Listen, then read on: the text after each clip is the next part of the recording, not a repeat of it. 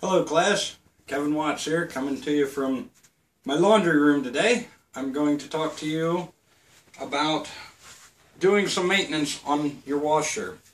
This is a demonstration speech for our class in week 7, and what I'm going to demonstrate today is how to take care of your washer and make it last a little longer. Now for those of you that have a front load washer, the one that loads from the front, as opposed to the top load washer, has a lid up top, if you've had it for a couple years, you've probably noticed it's starting to smell when you wash your clothes. You get this funky mildew smell, and you've probably bought many different things trying to get rid of that, to even go as far as getting a new washer. There's ways to eliminate that without having to get a new washer or buy all of the different smelly good stuff to temporarily cover it up. I look at that stuff as Febreze. It doesn't really take care of the problem, it just covers it up for a little bit. So, let's get on. Some things that you will need. A bowl of any type.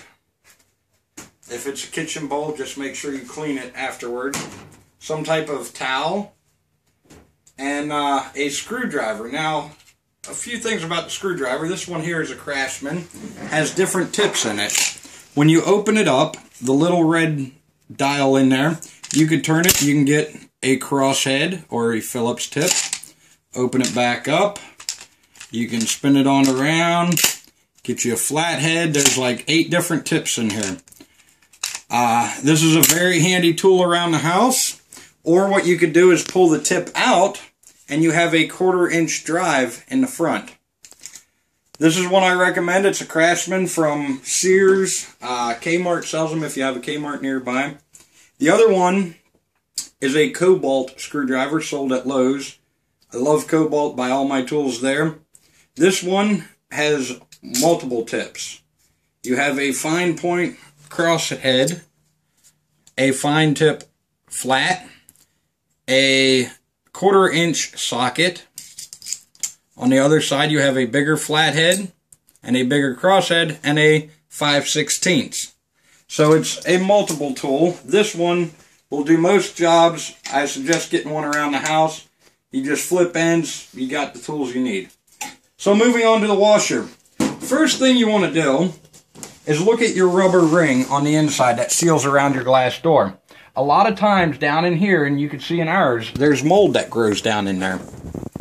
And that mold, well, ours has been on there for several years, but what I do is I take Clorox, a Clorox rag, well, not really a Clorox rag, but a bucket with Clorox and water diluted, and wipe the inside really good. You want to get all that mold. That black mold grows, it makes it smell, so as soon as you open the door, you get that moldy mildew smell right there. That's one issue. I do not recommend taking the rubber ring off. I'm very handy. I took mine off. I fought it for several hours to get back on. So it's not something a basic beginner can probably do. I did get it on. If you don't get it on all the way, it will leak. And when you run your washer, your wife does the laundry, next thing you know you have a swimming pool in there, and you really don't want that because you might be in the doghouse. So just take a rag, some Clorox, wipe it around the edge, make sure you get it really, really good. If you do happen to pop it off, make sure you get a good seal back on it. So that's the first problem. Now, people probably wonder, where's the water go when it drains? It runs down in through a system into a filter system because these washers recycle water. That's what makes them energy efficient. They don't burn so much water. So there's a little filter system we'll get to down here that filters out your water and then sends it back in for either another wash or a rinse, however the great systems do it. And that, my friends, is where the smell is. And I actually found the video for this on YouTube late one night, wondering why my washer's stinking. My wife threatened me with buying a new one. I couldn't stand the cost of it, so I said there has to be a way to get rid of that smell. And here's where we're going to get into it. So, mine is set up on a stand. You just pop the face off, and that'll access the screws up underneath. That's where your little handy-dandy screwdriver comes in. You look up under here, and there are 2 1/4 inch screws. One there, and one on this side. Now, remember this handy dandy tool I told you about, Cobalt at Lowe's. I don't get paid to say that, but I love their tools. Put that on there and take these screws off.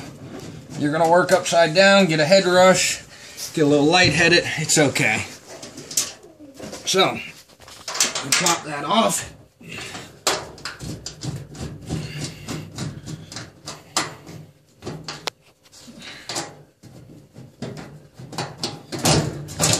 Pop the other one off, and there you go. Now you have access to the front. Make sure you don't lose your screws, misplace them. Your wife won't like you if you don't put it back together right either.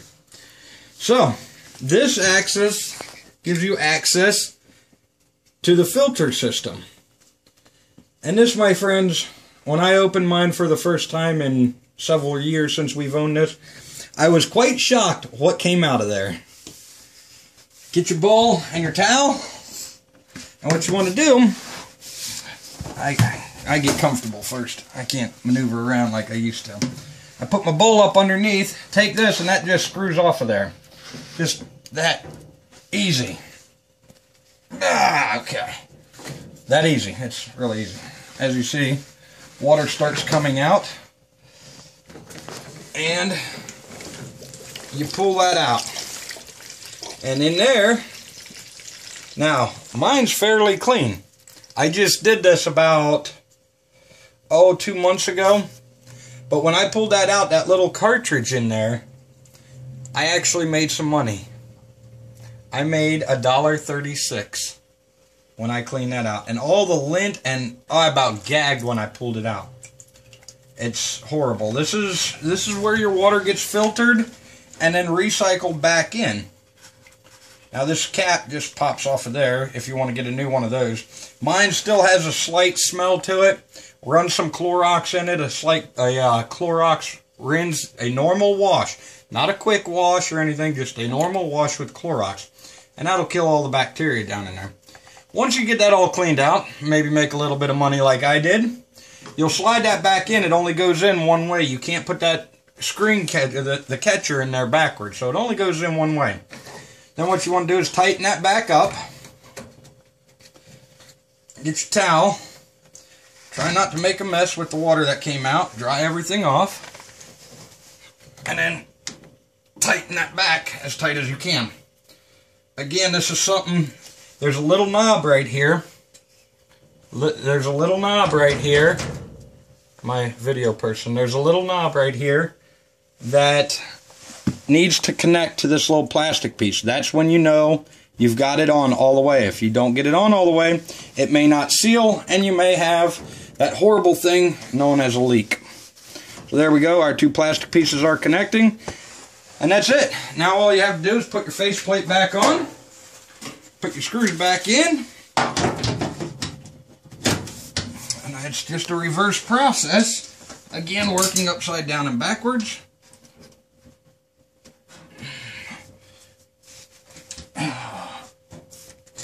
Till you get them all in.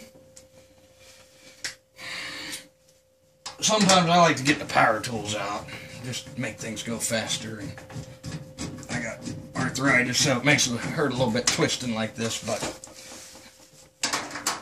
whatever is your fancy, you can do.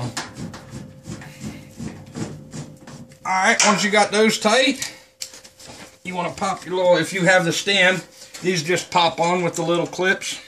They go on the little metal ears down here. Pop them back on. Your wife will never know you messed with the washer.